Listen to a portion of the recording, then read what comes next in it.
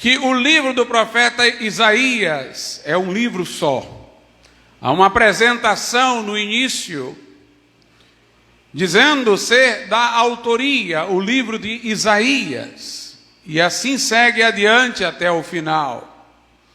Mas aqueles que têm uma tendência descrentes, que têm dificuldade de acreditar em milagres, em intervenção divina, criaram a teoria de que este livro tem dois escritores, e eles chamam a um de o primeiro Isaías e ao outro de segundo Isaías.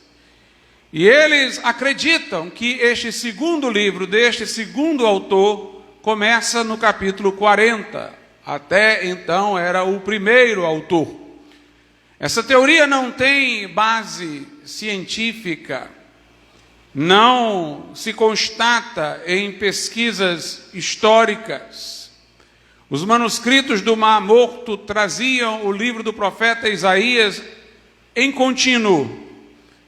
E é citada passagens de Isaías por Jesus, pelos apóstolos, sem que se faça qualquer alusão a que haja um segundo autor para o livro. Mas é que até o capítulo 39 do livro do profeta Isaías, nós temos uma regionalização contemporânea ao profeta. E a mensagem do profeta bem dirigida aos acontecimentos do tempo em que viveu, embora algumas profecias para o futuro, inclusive do nascimento do Messias, estão ali presentes.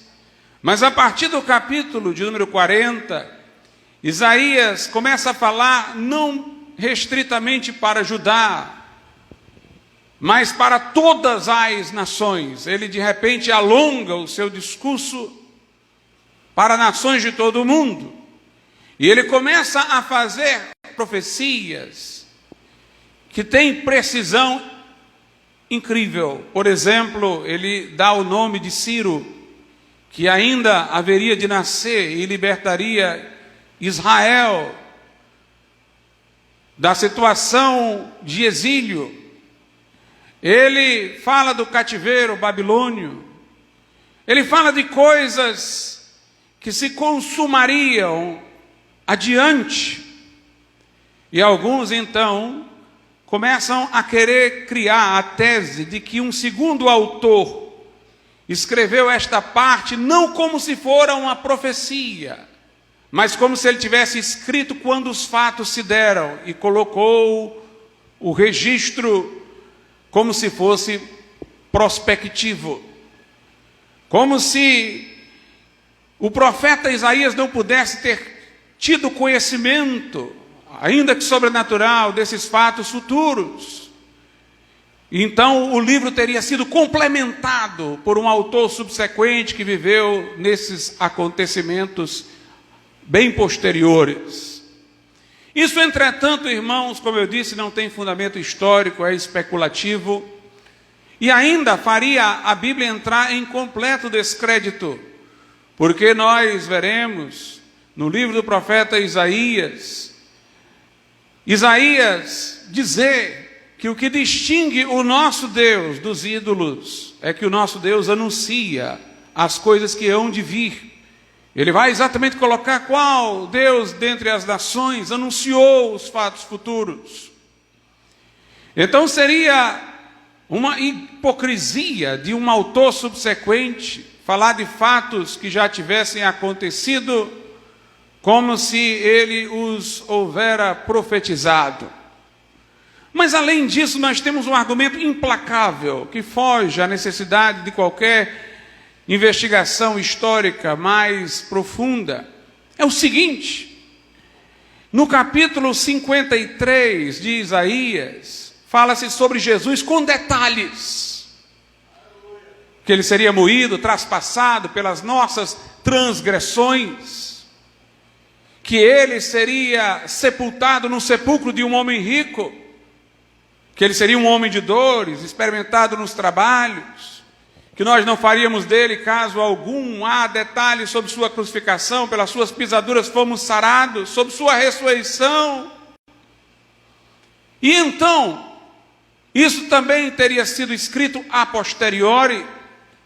Se fosse a posteriori, então teria sido depois de concluído o Velho Testamento, teria sido depois dos acontecimentos neotestamentários. Mas a Bíblia dos judeus, que contém só o Velho Testamento, tem o capítulo 53 de Isaías, que foi escrito naturalmente antes de Jesus ter vindo. E Isaías profetizou com detalhes sobre o nascimento de Jesus, de uma virgem, sobre sua crucificação, sobre sua vida, ressurreição. Portanto, nós não precisamos buscar essas teorias que se ancoram na incredulidade. E essas pessoas dizem acreditar em Deus com essas teorias humanistas, secularistas.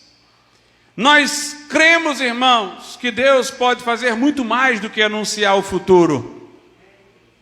Nós cremos que o próprio Filho de Deus se fez carne, habitou entre nós. Nós cremos que ao terceiro dia a morte foi tragada pela vitória. Nós cremos em todos os milagres narrados na Bíblia. Portanto, há um só profeta Isaías, há um só livro, inspirado por Deus, inerrante, infalível, que prenunciou fatos futuros, inclusive aqueles concernentes a Jesus Cristo. Aqui no capítulo 40 começa-se dizendo: consolai, consolai o meu povo, diz o vosso Deus. Falai benignamente a Jerusalém, e bradai-lhe que já a sua milícia é acabada, que a sua iniquidade está expiada, e que já recebeu em dobro da mão do Senhor por todos os seus pecados. Alude o profeta, provavelmente, a um tempo futuro, quando a nação seria libertada da servidão na Babilônia, e teria conforto, e teria consolo divino. É interessante que aqui é dito assim, que a nação receberia consolo, Deus lhe falaria benignamente, porque a servidão havia se findado, a iniquidade fora expiada, e que já recebeu a nação em dobro da mão do Senhor por todos os seus pecados. Essa última parte aqui poderia levar a uma compreensão equivocada, dada a ambiguidade do texto. Recebeu em dobro pelos seus pecados. Não quer dizer que o povo foi punido pelos pecados tão severamente que fora 2 vezes o que merecia. Primeiramente, porque Deus jamais faria isso.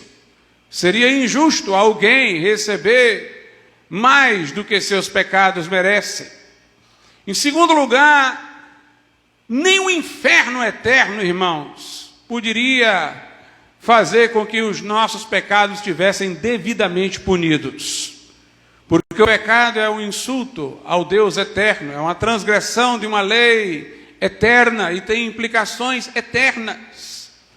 O pecado jamais é satisfeito por um sofrimento temporal. O pecado faz o homem merecer a condenação para todo sempre. Portanto, receber em dobro aqui pelos pecados não poderia querer dizer ser punido 2 vezes, mais do que os pecados merecem. Isso, além de ser injusto, na verdade seria impossível, porque nós nunca somos capazes de satisfazer aquilo que a justiça de Deus requer. Nem o inferno eterno poderia satisfazer, por isso que é eterno. Além disso, se fala em consolar. Ninguém seria consolado com essa mensagem: você recebeu 2 vezes mais do que merecia. É dito que se deve falar benignamente com o povo. Jamais seria falar benignamente, dizer: vocês receberam em dobro pelo que mereciam. é dito que a iniquidade foi expiada, então a culpa foi resolvida por sacrifício. Não faria sentido dizer a culpa foi expiada e vocês já receberam em dobro.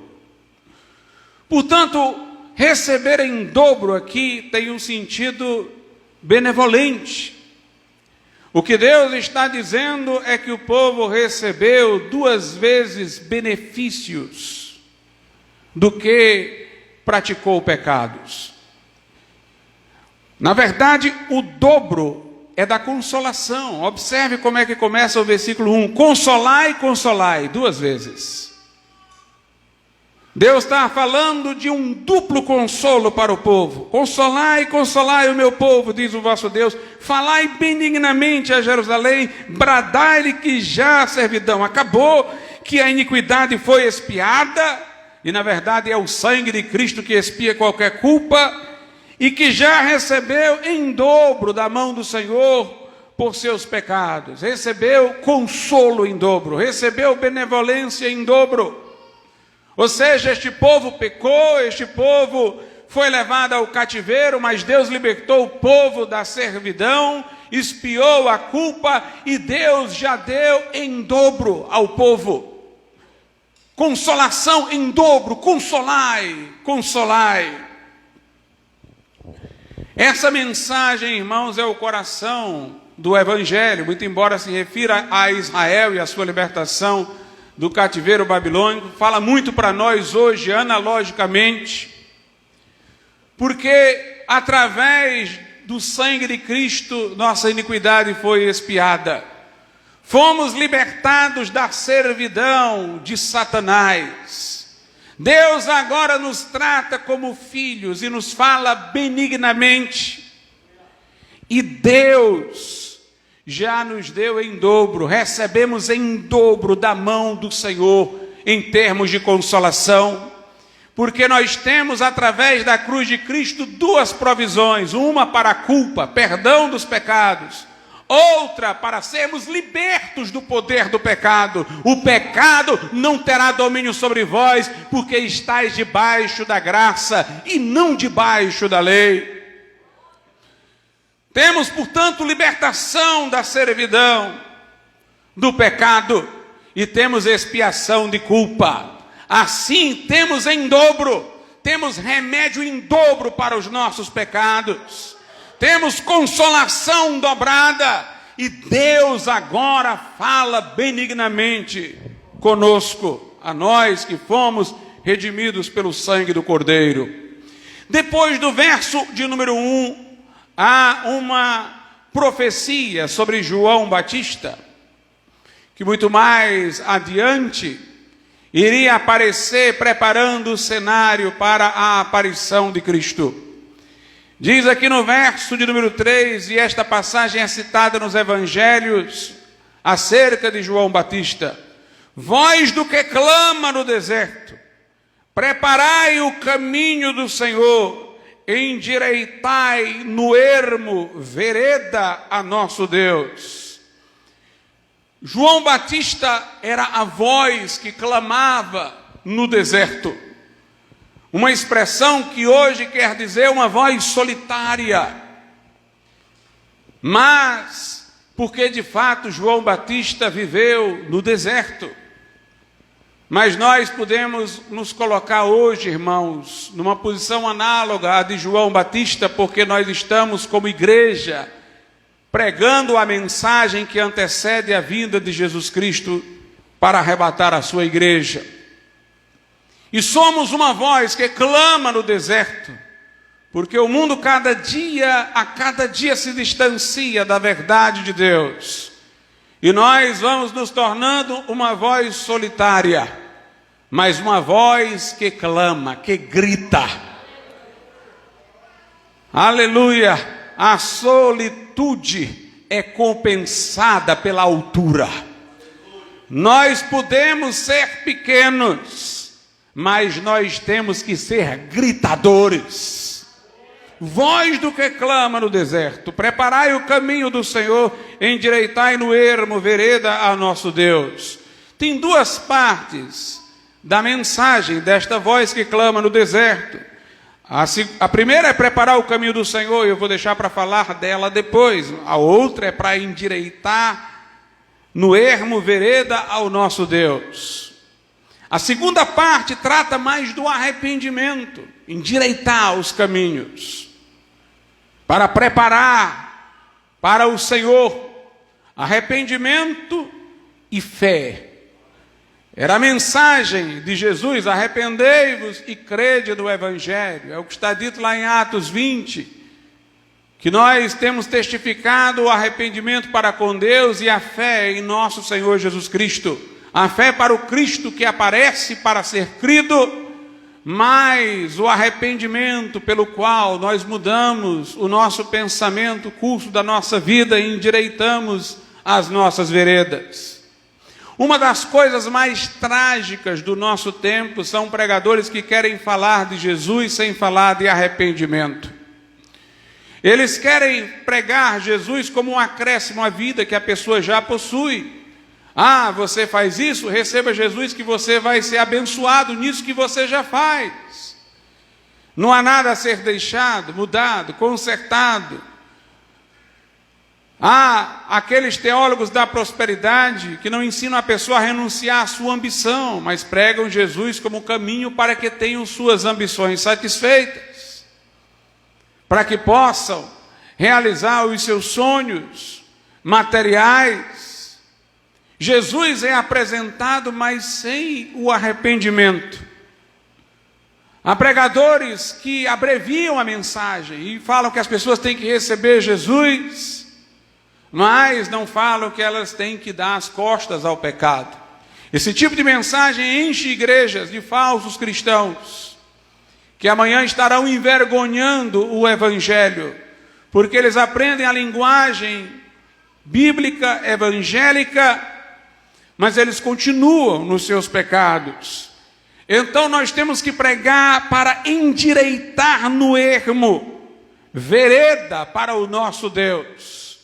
Não há pregação legítima sem o arrependimento, irmão, sem confrontar o pecado, exigir conserto de ação. No versículo de número 4, de modo figurativo, nós temos isso: todo vale será exaltado. O vale é uma região baixa, mas o vale vai subir, e o monte, que é alto e todo outeiro, será abatido. E o que é torcido se endireitará, e o que é áspero se aplainará. A mensagem cristã, irmãos, veio para trazer uma verdadeira revolução no mundo. Aqui os grandes passam a ser pequenos e os pequenos passam a ser grandes. Os últimos são os primeiros e os primeiros são os últimos. Quem se humilha é exaltado e quem se exalta é humilhado.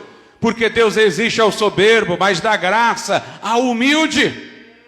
Jesus disse: eu vim para que os cegos vejam e os que veem fiquem cegos. Os fariseus, que eram os líderes religiosos, não entenderam a mensagem de Jesus, e homens simples entenderam. Jesus veio para que pescadores soubessem mais do que rabinos. Por isso ele disse: graças dou, Pai, porque revelaste essas coisas aos pequeninos, não aos grandes, não aos sábios desse mundo. Jesus disse aos fariseus: os beberrões e as prostitutas que se arrependem estão entrando adiante de vocês no reino de Deus. Vocês estão ficando para trás porque são orgulhosos, porque não querem se arrepender. A mensagem do Evangelho, irmãos, faz o pecador contrito se sentir herdeiro do céu, e o arrogante cair contrito ao chão. Nós pregamos uma mensagem que inverte os padrões desse mundo, porque Deus escolheu as coisas que não são para confundir as que são. Então diz: todo vale será exaltado, e todo monte e todo outeiro será abatido, e o que é torcido se endireitará. Aleluia! E o que é áspero se aplainará. Nós pregamos, irmãos, contra a arrogância dos homens. que acham que sua cultura, sua riqueza, sua beleza estética hão de durar para sempre. Mas as rugas chegarão, as dores chegarão, a velhice e a morte vai igualar a todos, ricos e pobres. Os grandes não serão grandes diante da morte. A cultura humana não trará privilégios no tribunal de Deus. Nós vemos, irmãos, os homens hoje ficando cada vez mais arrogantes. A Bíblia diz que na grande tribulação, quando vierem as pragas, que serão violentas, está dito lá, nem assim os homens se arrependerão. Nem assim eles darão glória a Deus. É o que nós estamos vendo hoje, tendo preparação para acontecer. Em meio a essa pandemia, só ouvíamos as pessoas dizerem, é a ciência que vai resolver, ou seja, é o homem. Igrejas têm que ser fechadas, igrejas não são essenciais nesse momento. Fique com a sua fé em casa. É a ciência. Um governador americano disse, não é Deus que vai resolver esse problema, é a ciência. E nós estamos vendo, irmãos, como a ciência está perdida, mas eles não baixam a crista. Fazem tentativas, criam vacinas, o resultado não é o esperado, mas eles continuam arrogantes. Mas cabe a nós, irmãos, confrontar essa arrogância humana. Diz aqui, no versículo de número 6, uma voz diz, clama! E alguém disse, que hei de clamar? Toda a carne é erva e toda a sua beleza como a flor do campo. Seca-se a erva e cai a flor, soprando nela o Espírito do Senhor. Na verdade, o povo é erva, seca-se a erva e cai a flor. Porém, a palavra de nosso Deus subsiste eternamente. O que vale mais do que confiar em ciência e qualquer coisa humana é confiar nas promessas de Deus. É confiar nessa palavra, porque Jesus disse, os céus e a terra passarão, mas as minhas palavras não hão de passar. A Bíblia diz, tudo que há no mundo é a concupiscência da carne, a concupiscência dos olhos, a soberba da vida. Este mundo passa, diz João, bem como a sua concupiscência, mas o que faz a vontade de Deus permanece para sempre. O homem é como a erva, é como uma folha caída no chão, que vai para onde o vento levar.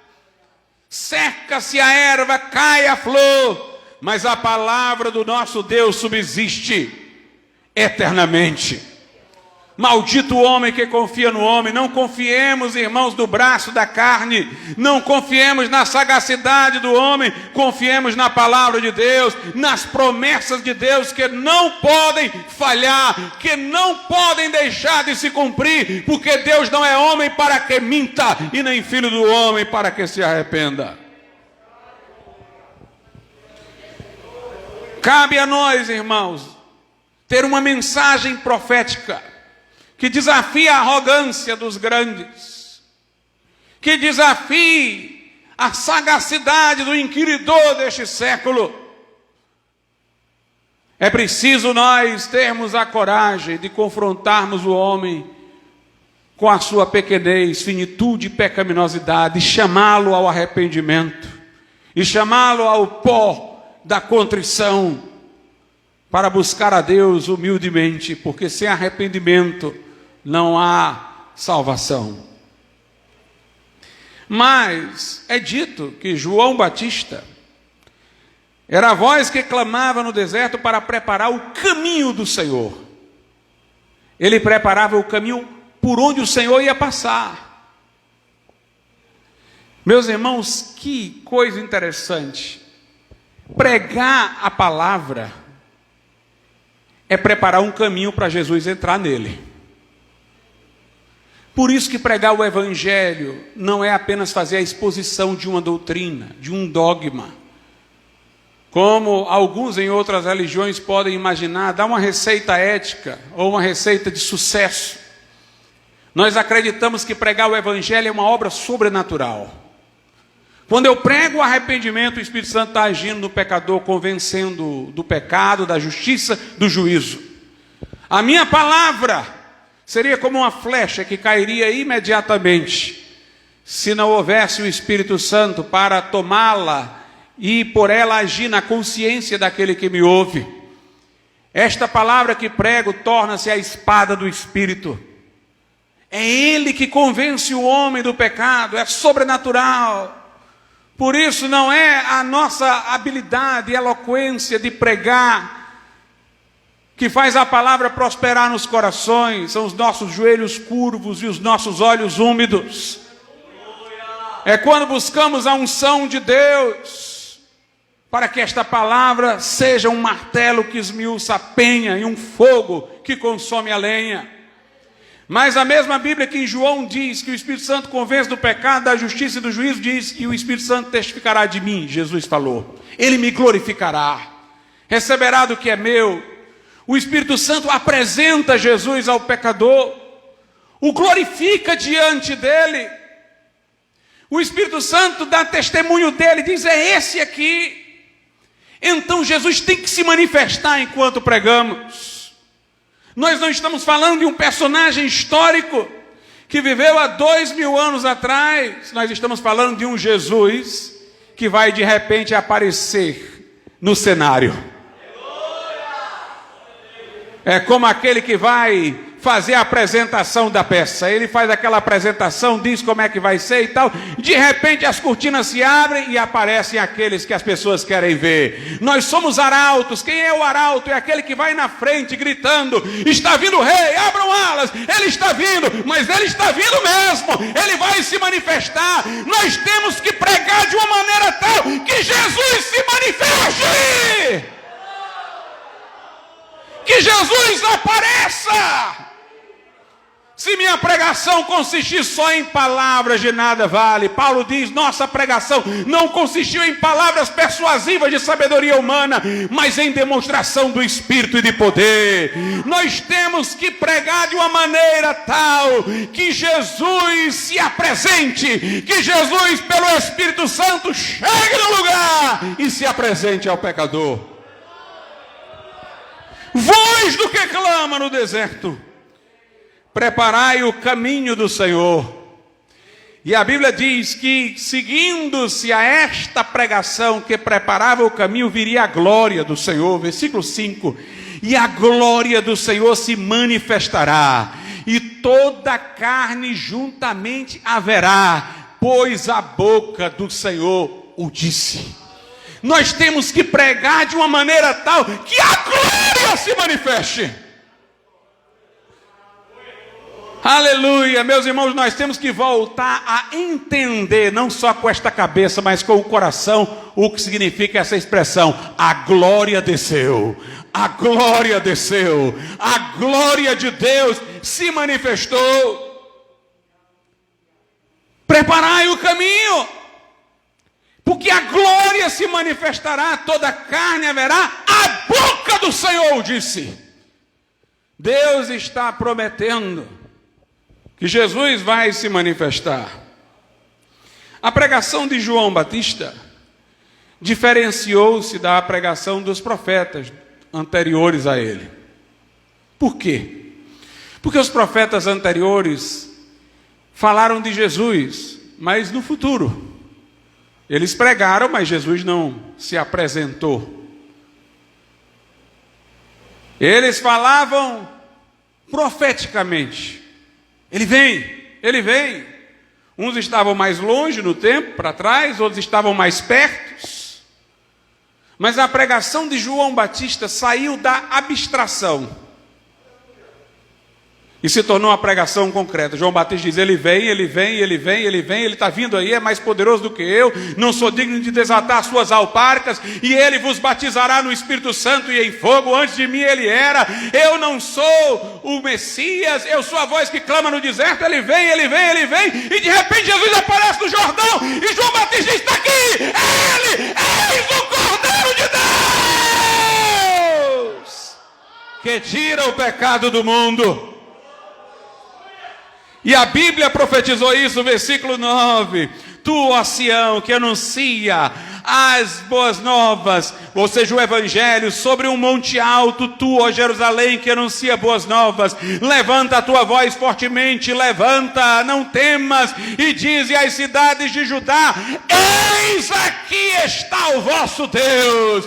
A pregação de João Batista não foi estar lá na frente, virá. A pregação de João Batista foi: está aqui, eis aqui, está ele aqui.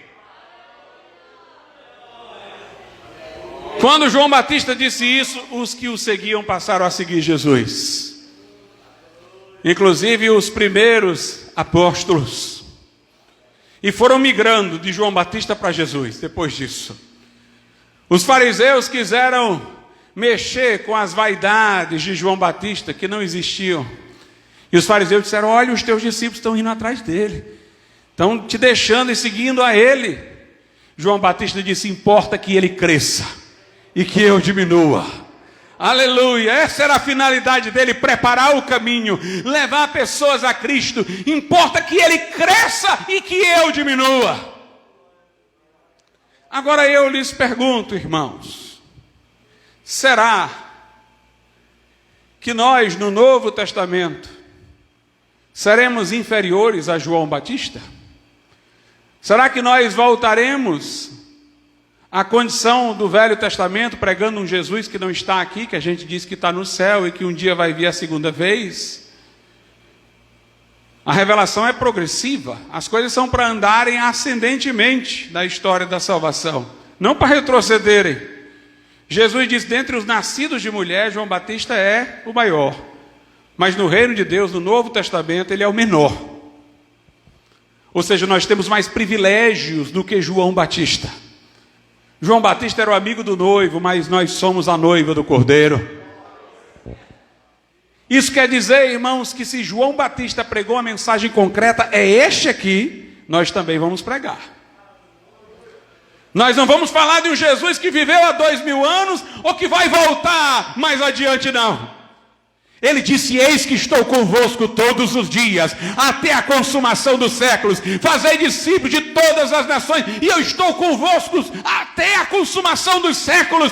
Nós temos que pregar de uma maneira tal que Jesus se apresente e a gente possa dizer ao pecador: é Ele, para o pecador enxergá-lo não com esses olhos que podem enganar, mas com a revelação do Espírito Santo no coração. É Ele, é Ele, é Ele.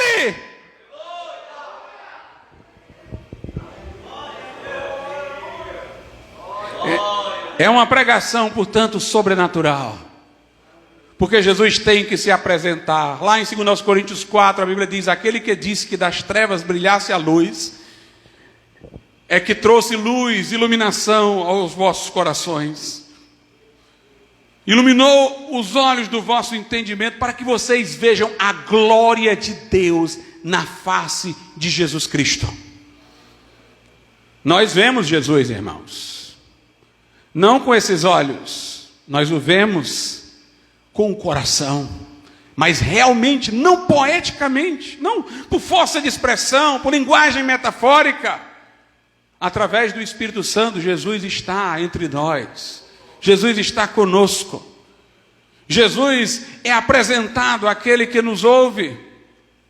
É interessante que quando Jesus apareceu aos discípulos, havia um que não estava, Tomé.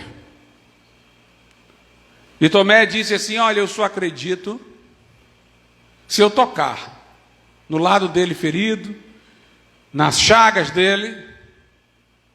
A Bíblia diz que uma semana depois Jesus aparece. Eles estão até com as portas fechadas, mas o Cristo ressuscitado atravessa as paredes e aparece lá dentro, diz: Pai seja convosco. E diz: e aí, Tomé, está aqui as minhas chagas, está aqui o meu lado, toca. O interessante, irmãos, é que Tomé não toca, porque Tomé naquele momento, irmãos, viu a glória. Ele viu a presença espiritual de Jesus, que era mais passível de lhe convencer do que a constatação empírica. Tomé diz: meu Senhor e meu Deus. Meu Senhor e meu Deus. Paulo, quando diz que foi escolhido para ser apóstolo, ele diz: Deus, aprove a Deus me escolher para revelar o seu Filho em mim. Ele diz aos Gálatas: para através de mim eu revelar Jesus. Quando a Bíblia diz: recebereis poder e sereis minhas testemunhas, obviamente não é poder para poder dizer que Jesus morreu e ressuscitou, não, porque não precisa de poder para isso, só dizer. O testemunho aí, irmãos, é um testemunho sobrenatural. Fazê-lo presente. Fazê-lo presente. Paulo traz essa ideia lá na carta aos Gálatas, capítulo de número 3.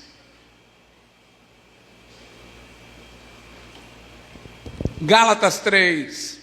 Paulo diz: ó insensatos Gálatas, quem vos fascinou para não obedecerdes à verdade, a vós, perante os olhos de quem Jesus Cristo foi evidenciado, crucificado entre vós? Os Gálatas viviam na Galácia. Eles não presenciaram o evento da crucificação, mas Paulo diz: quem vos fascinou? Tem que ser um encanto muito forte. Porque Jesus crucificado foi evidenciado diante de vocês. Evidenciado é muito forte, irmãos, é uma linguagem científica, né? Foi dada a evidência do Cristo crucificado perante os vossos olhos. É como se Paulo dissesse que através da pregação ele transportou os da Galácia lá para Israel e para o tempo passado e os colocou lá diante da cruz. Como a cruz, irmãos, ocorreu no tempo, mas é um evento eterno, porque o Cordeiro foi morto antes da fundação do mundo. Nós temos o poder de levar a pessoa de qualquer tempo para lá. Nós temos o poder de quebrar a barreira do tempo e levar qualquer pessoa pela pregação sobrenatural aos pés da cruz. Aos pés da cruz. Paulo diz: olha, um encanto foi grande aí, para vos fascinar, afastar vocês do evangelho, porque foi evidenciado pela pregação Cristo diante dos olhos de vocês. É interessante, irmãos, Estevão, ele está ali diante do Sinédrio. O bom pregador, sabe qual é, irmãos? É o que se entusiasma com a própria pregação dele. Tem pregador profissional, ele já tem técnicas para poder movimentar com as emoções do povo. Ele prega, está todo mundo alegre ali, mas ele está seco. Mas o bom pregador é aquele que ele mesmo é contagiado pelo que prega. Na verdade, o povo é contagiado porque transborda dele para o povo. Estevão estava ali diante do Sinédrio. O Sinédrio fez acusações mentirosas contra Estevão. E foi dada a oportunidade de Estevão se defender. Ele não se defendeu em nada, irmãos. Ele começou a pregar. Mas aquele povo não viu Cristo naquele dia, porque o povo ficou com raiva dele, o povo não queria ouvir a mensagem dele, o povo rangia os dentes contra ele. Mas enquanto o povo estava rangendo os dentes, ele estava se entusiasmando com o que falava. Começou lá do Velho Testamento, Deus falou com Abraão, as promessas e tal, e aquele negócio foi aumentando, ele foi se maravilhando, e ele disse: eu estou vendo agora o céu aberto. E eu estou vendo o Filho do Homem em pé à direita de Deus. O povo não aguentou não de raiva, lançaram pedras sobre ele, mas ele, olhando para o Cristo nas alturas, disse: Senhor, recebe o meu espírito. É preciso pregar de tal maneira que você fique cheio do Espírito Santo e veja Cristo na glória. Há coisas, irmãos, que só crente pode entender.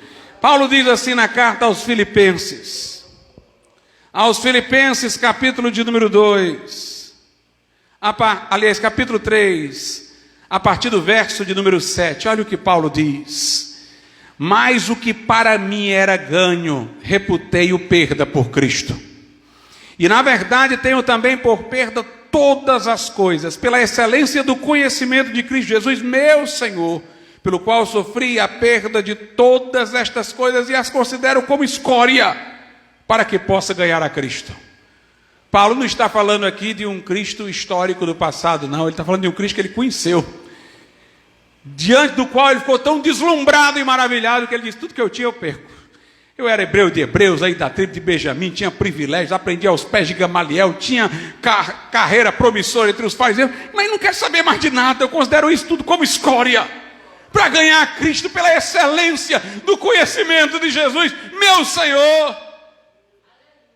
Aqui é de alguém, irmãos, que está falando não de um Cristo do papel da Bíblia, não de um Cristo dos livros de história, mas de um Cristo com o qual ele está em comunhão viva e poderosa.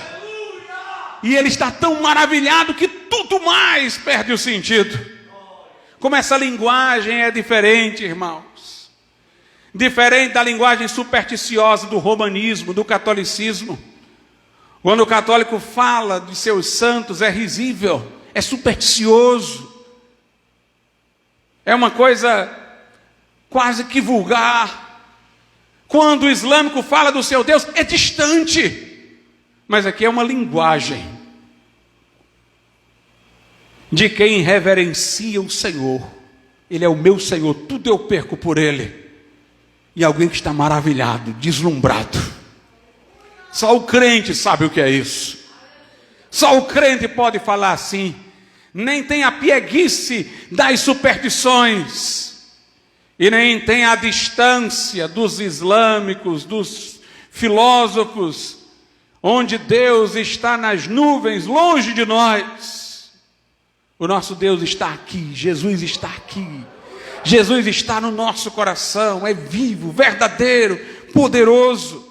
Em 2 Coríntios 3, Paulo diz que os judeus, quando ouvem a leitura do livro da lei, nada percebem. Porque estão com seus preconceitos que funcionam como um véu no seu coração. Eles não veem Cristo ali na leitura dos profetas. Mas nós, Paulo diz, com o rosto descoberto vemos. Ora, o contexto de 2 Coríntios 3 é de ver alguma coisa quando a palavra é lida. Então os judeus, apegados às suas tradições, que não querem enxergar o evangelho na Bíblia, leem com véu. Eles não veem Cristo ali. Mas o crente, quando ouve a palavra e ouve procurando Cristo, ou mesmo aquele que, sendo incrédulo, quer saber sinceramente do Evangelho, então Jesus aparece na leitura.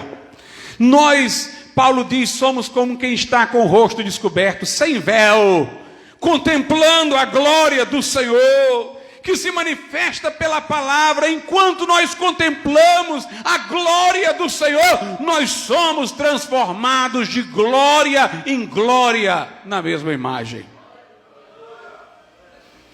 Glória em glória, na mesma imagem. Alguém diz assim: pastor, até quantos capítulos da Bíblia eu devo ler por dia? Não sei. Você tem que ler até que você fique frente a frente com Jesus. Até que Jesus apareça. Até que Jesus fale com você. Até que você veja a glória do Senhor e fique deslumbrado. Por isso que a Bíblia não insiste só no ler. Ela fala no meditar de dia e de noite. Medite. Deixe a palavra de Deus tomar você, elevar você, para você então sem véu, ver a glória de Cristo, para ser transformado de glória em glória na mesma imagem. Houve pessoas na Idade Média que até se mantiveram dentro da Igreja Católica, mas não compactuavam com os erros do romanismo. Mas também não fizeram a opção da reforma, de romper com Roma. A opção deles foi o isolamento. Viveram recolhidos. Viram a igreja falida, mas não quiseram fazer um movimento amplo de reforma. Viveram sua piedade individual, evangelizando as pessoas mais próximas. Eles foram chamados de místicos cristãos.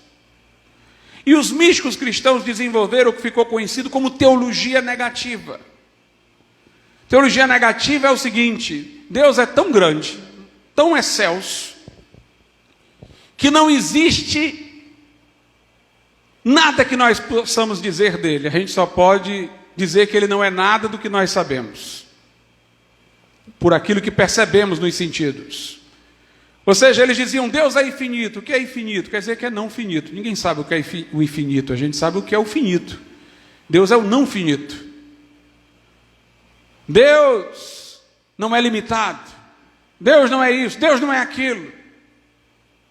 Deus é bom, mas não é bom como o homem é bom de forma diferente, de forma inefável.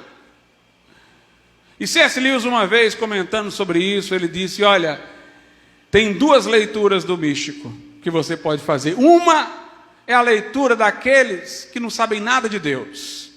Quando eles leem, não colhem nada. Bem, Deus não é isso, Deus não é isso, Deus não é isso, não aprendi nada sobre Deus. Esse homem aqui só diz que não é isso, não é aquilo, não é aquilo, não é aquilo outro, pronto, acabou-se. Eles pensam que os místicos estavam simplesmente criando uma doutrina acadêmica. Na verdade, aqueles místicos viviam lendo a Bíblia e tendo uma contemplação de Cristo. E quando eles estavam contemplando a Cristo positivamente, aí eles começavam a dizer, não é isso, não é isso, não é isso. Não era um não é isso vazio, é porque eles estavam vendo a realidade. Diante da glória, não é isso, não é isso, não é aquilo. O que eles queriam não era que você simplesmente aprendesse uma teologia negativa. O que eles queriam era que você visse a glória. E visse que não existe nada nesse mundo que se compare a ela. Nada neste mundo que pode se comparar ao nosso Deus. Daqui a pouco nós vamos ver passagens do livro do profeta Isaías sobre isso. Deus está acima dos nossos conceitos, está acima das nossas categorias.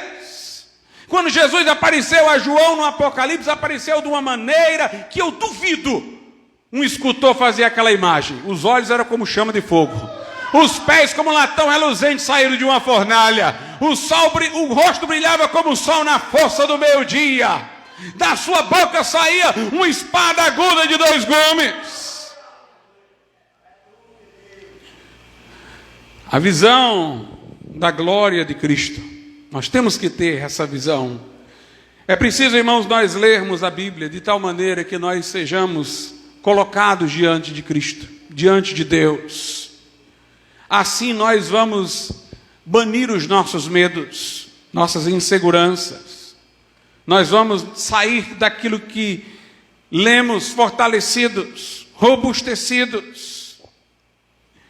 Depois de Isaías, no capítulo 40, ter falado isso, que João Batista poderia chegar e já dizer, eis aqui o vosso Deus, a pregação concreta. Diz assim a partir do versículo 13, quem guiou o Espírito do Senhor, ou como seu conselheiro ensinou? Aqui é o profeta maravilhado com a glória de Deus. Nós temos que ler a Bíblia, ou pregar a Bíblia, até que a glória se manifeste, porque a boca do Senhor o disse. Até que a gente possa dizer, eis aqui o nosso Deus. Nós não temos palavras para descrevê-lo, a gente só pode dizer, é esse aqui, é Ele. E quando nós estivermos diante do Senhor, nos maravilharemos e faremos perguntas como estas que estão aqui. Quem guiou o Espírito do Senhor? Versículo 13, ou como seu conselheiro o ensinou? Com quem toma ele conselho? Que lhes desse entendimento e lhe ensinasse o caminho do juízo, e lhe ensinasse conhecimento e lhe mostrasse o caminho do entendimento. Quando nós ficarmos deslumbrados com o nosso Deus, irmãos, vermos a sua excelência pela qual Paulo perdeu todas as coisas, vermos a sua glória como Isaías, que maravilhado disse, ai de mim, eu vi o Rei. Quando nós tivermos esta visão, esta percepção espiritual da presença de Deus, então nós veremos as nações em seus grandes poderes como nada. Diz aí o versículo 15, eis que as nações são consideradas por ele como a gota de um balde, e como o pó miúdo das balanças. Eis que ele levanta as ilhas como a uma coisa pequeníssima. Hoje em dia nós vemos as nações se levantando contra o Senhor e contra o seu ungido, como diz lá no Salmo 2. Hoje nós vemos as nações dizendo, estamos sacudindo as algemas do cristianismo, estão repudiando Deus, entregando-se ao secularismo, ao culto ao homem. Nós vemos uma nova ordem mundial se formando, preparando território para o anticristo. Nós vemos o Estado avançando sobre as liberdades. Nós vemos, irmãos, um poder estatal, um poder político aparecendo como uma verdadeira besta no sentido apocalíptico. Parecem grandes, parecem poderosos. Na descrição de Daniel, o governo do anticristo aparece como um animal com várias cabeças, terrível, que despedaça tudo. Mas se você tiver a visão de Deus, então são como uma gota num balde. É como o pó miúdo que sobrou na balança. Aleluia! Nós estamos numa guerra, irmãos, espiritual tremenda. Nós estamos vendo os demônios que vão arregimentar as nações para a batalha do Armagedon de alguma maneira, já agindo no nosso tempo. As nações se unindo contra Deus, contra as liberdades, contra a mensagem cristã, ideologia de gênero imposta nas escolas, legalização das drogas, legalização do aborto. Organizações internacionais poderosíssimas. Se você olhar só para elas, você vai tremer, vai desanimar, vai se entristecer. Mas se você tiver a visão daquele que se assenta no trono, você vai ver que vão cair por terra através de um sopro. São a gota no balde, são pó miúdo na balança. Porque maior é o nosso Deus. Porque quem tem a palavra final é o nosso Deus. Viktor Frankl, que foi um psicólogo judeu, que foi para campos de concentração, ele, depois da guerra, escreveu um livro fazendo as suas constatações. E ele disse: aqueles que não acreditavam em Deus, aqueles que não acreditavam em vida após a morte, não acreditavam em eternidade, não tinham esperança, eles começavam a se deprimir. Os soldados chamavam eles para trabalhar e para comer, e eles não iam, eram açoitados, forçados, mas ficavam como múmias, entregues ao desânimo até a morte. Mas eu notei, disse Viktor Frankl, que os que acreditavam em Deus, os que acreditavam que existia alguém além dos arames farpados dos campos de concentração, aqueles que a esperança não terminava nos arames farpados, aqueles que acreditavam no Deus Todo-Poderoso, esses se mantiveram fortes, esses mantiveram a fibra, estes foram firmes até o fim. Meus irmãos, nossa esperança não termina nos arames farpados. Nossa esperança está no Rei dos Reis e Senhor dos Senhores.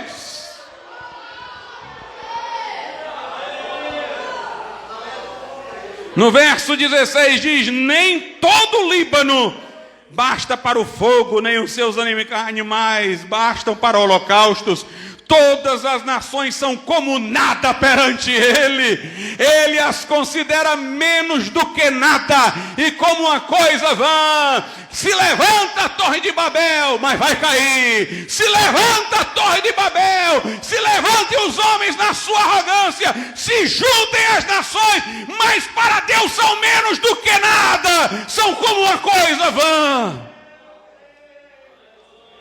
E o verso 18 vem para a ideia dos místicos: quem está vendo o Senhor não sabe a quem compará-lo. A quem, pois, fareis semelhantes a Deus? Ou com que o comparareis? No verso 22, Isaías vai, antes disso ser descoberto, dizer que a terra é um globo, é redonda. Ele é o que está assentado sobre o círculo da terra, sobre o globo da terra, cujos moradores são para ele como gafanhotos. É ele o que estende os céus como cortina e os desenrola como tenda para neles habitar, o que reduz a nada os príncipes e torna em coisa vã os juízes da terra. Ministros do Supremo Tribunal arrogantes, ouçam essa palavra: ele torna coisa vã os juízes da terra. Líderes autoritários, ouçam essa palavra: ele reduz a nada os príncipes. Nações, olhem para isso: ele é aquele que está sentado sobre sobre o globo da terra, cujos moradores são para ele como gafanhoto. Ele estende os céus como cortina e os desenrola como tenda para neles habitar. No verso 25 de novo: a quem, pois, farei semelhante, para que eu lhe seja igual, diz o santo.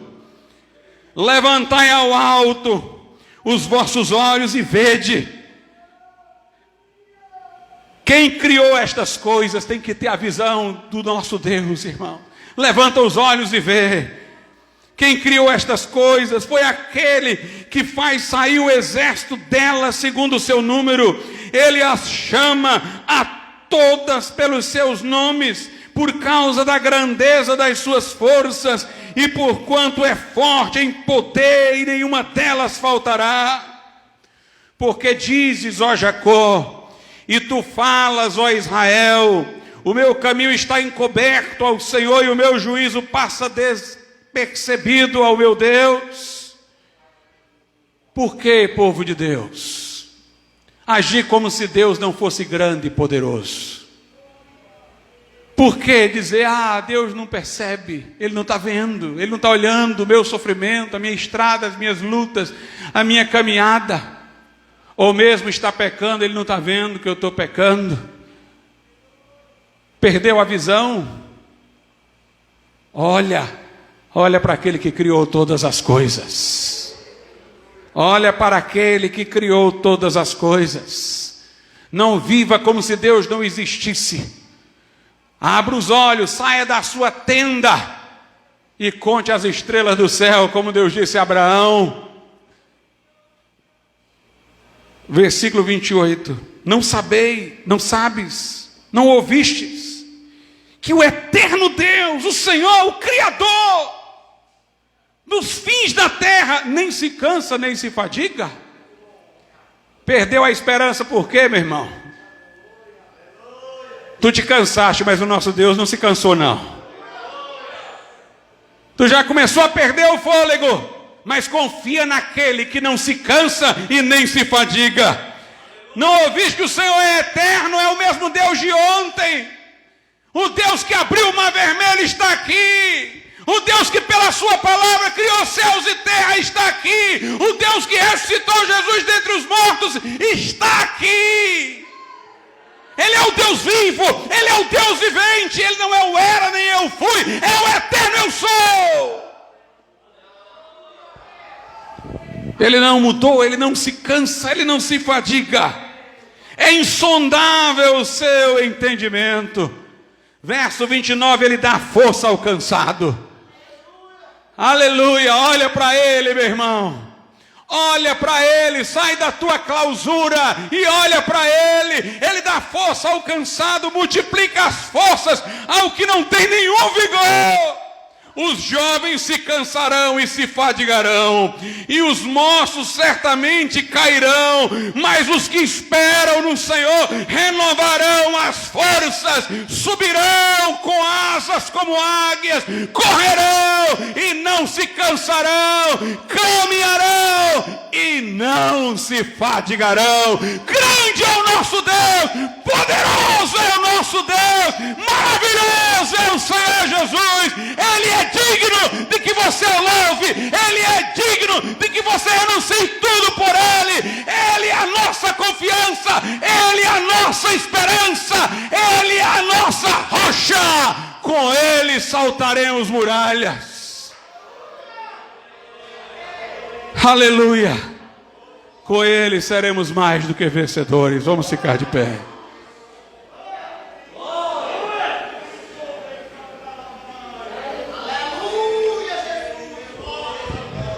Aleluia.